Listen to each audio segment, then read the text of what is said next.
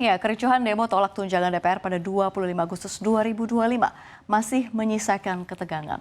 Massa yang berasal dari beragam kelompok, mulai dari ojol, aktivis, hingga pelajar terlibat bentrok dengan rapat setelah aksi mereka tertahan. Situasi memanas hingga meluas ke sejumlah titik di Jakarta. Tak berhenti sampai di sana, gelombang aksi akan berlanjut pada hari ini 28 Agustus. Puluhan ribu buruh yang tergabung dalam Partai Buruh dan KSPI siap menggelar demonstrasi besar-besaran di depan gedung DPR dan Istana Negara. Mereka membawa banyak tuntutan utama mulai dari menolak upah murah hingga perlindungan terhadap tenaga kerja. Lantas seperti apa serba-serbi kericuhan demo yang mengepung Jakarta dalam sepekan ini? Langsung saja kita bahas dalam Jakarta dikepung demo. Masyarakat minta keadilan. Aksi demonstrasi menolak kenaikan tunjangan anggota DPR RI di kawasan gedung DPR MPR Senayan Jakarta Pusat pada Senin kemarin berujung ricuh dan menyebabkan ratusan orang ditahan aparat kepolisian. Menurut laporan LBH Jakarta hingga Selasa pagi tercatat 400 orang masih tertahan masuk, 200 diantaranya pelajar di bawah umur. Selain itu seorang jurnalis foto dari kantor berita Antara turut menjadi korban pemukulan oknum polisi saat meliput aksi. Massa mulai memadati area gedung DPR MPR sejak pukul pagi. Mereka berasal dari beragam latar belakang, mulai dari pengemudi ojek online, pedagang, mahasiswa, hingga warga yang datang secara perseorangan. Berbeda dari demo biasanya, aksi kali ini tidak mengatasnamakan aliansi atau organisasi masyarakat tertentu, sehingga tak ada satupun mobil komando yang biasanya digunakan untuk berorasi lewat pengeras suara. Ya, situasi awal yang relatif damai ini berubah ricuh ketika sekelompok pelajar berseragam sekolah bergabung di depan gedung DPR. Mereka menyuarakan tuntutan mulai dari pembubaran DPR, pengesahan RUU perampasan aset, penolakan komersialisasi pendidikan, hingga penghentian politik dinasti.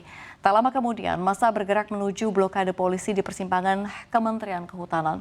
Polisi sempat memperingatkan agar tidak ada provokasi, namun ketegangan meningkat hingga berujung bentrokan.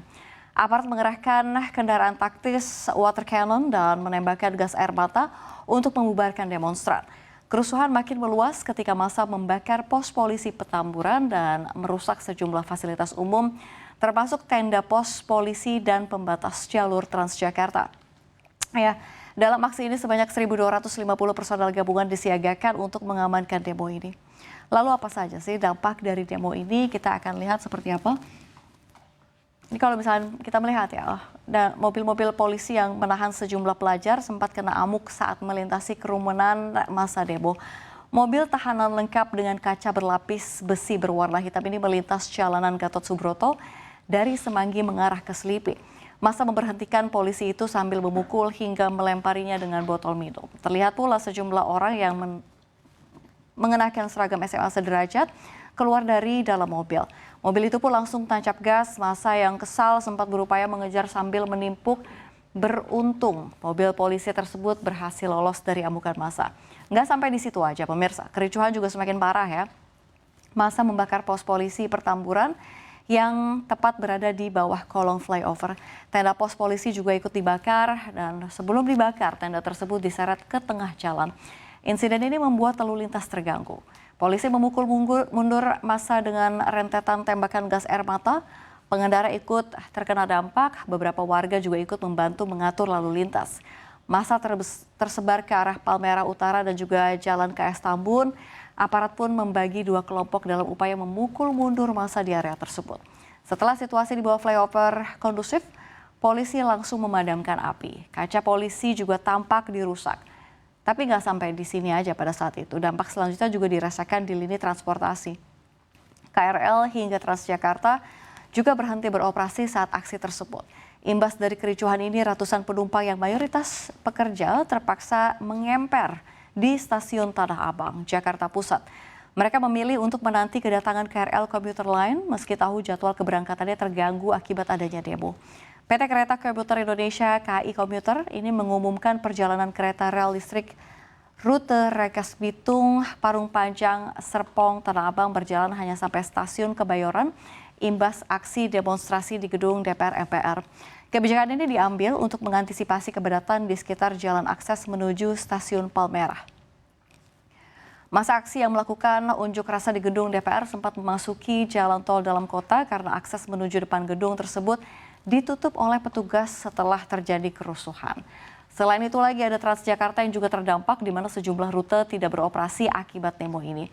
Belum selesai dengan demo 25 Agustus kemarin. Hari ini massa yang terdiri dari buruh juga memadati gedung DPR untuk melakukan aksi demo besar-besaran. Seperti apa? Kita bahas di slide berikutnya.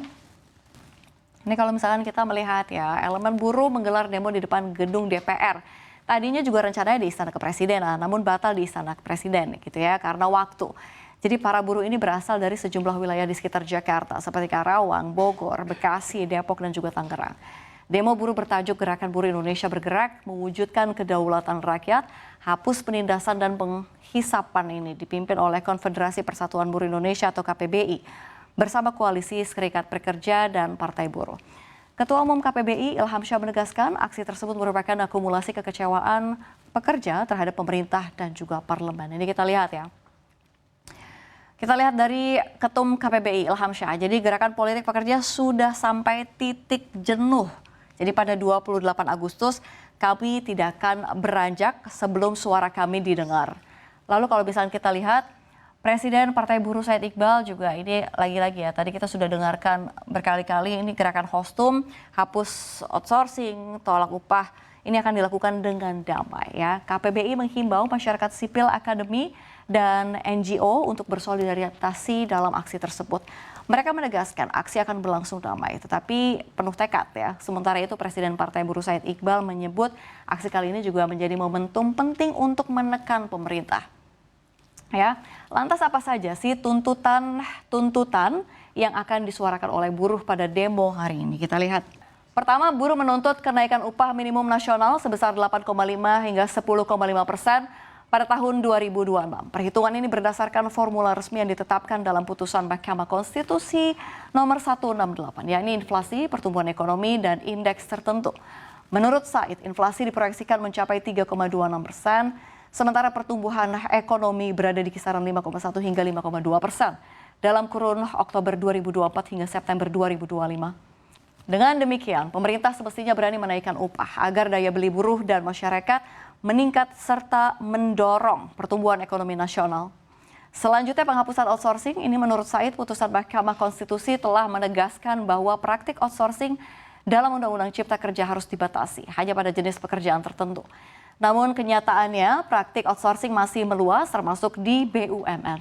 Said mengatakan pekerjaan inti tidak boleh di outsourcing. Outsourcing hanya untuk pekerjaan penunjang, misalnya keamanan. Karena itu buruh menuntut agar pemerintah mencabut PP nomor 35 tahun 2021 yang melegalkan outsourcing secara luas. Lalu ada reformasi pajak. Ini kalau kita lihat ya.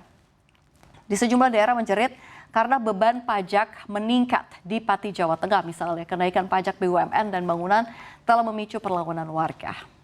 Buruh menuntut menaikkan PTKP atau pendapatan tidak kena pajak dari 4,5 juta rupiah per bulan menjadi 7,5 juta rupiah per bulan. Menurut Said, dengan selisih itu masyarakat bisa memakainya untuk hal-hal konsumtif yang bisa mendorong perputaran uang dan daya beli masyarakat. Selain itu, Said Iqbal juga meminta hapus pajak atas THR dan pesangon. Selama ini THR yang diterima buruh sebagian besar habis untuk ongkos mudik, biaya sekolah anak, atau kebutuhan pokok lainnya.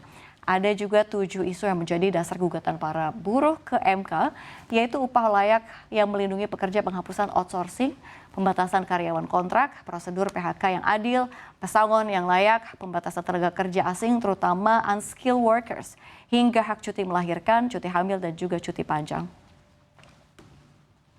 Ya, gelombang protes mulai dari kericuhan demo menolak kenaikan tunjangan DPR hingga aksi besar buruh dari hari ini. Ini menunjukkan bagaimana ketidakpuasan publik terhadap kebijakan negara kian mengeras. Ini tentu tuntutan yang disuarakan bukan sekedar soal angka upah atau tunjangan, melainkan soal keadilan, transparansi, dan keberpihakan pemerintah pada rakyat. Meski diwarnai kericuhan pada satu hal yang patut menjadi refleksi, suara rakyat tak bisa diabaikan begitu saja. Pemerintah, parlemen, dan juga aparat keamanan diharapkan mampu membuka ruang dialog yang jujur dan juga setara sehingga aspirasi bisa ditampung tanpa harus selalu berujung pada gas air mata dan kobaran api di jalanan.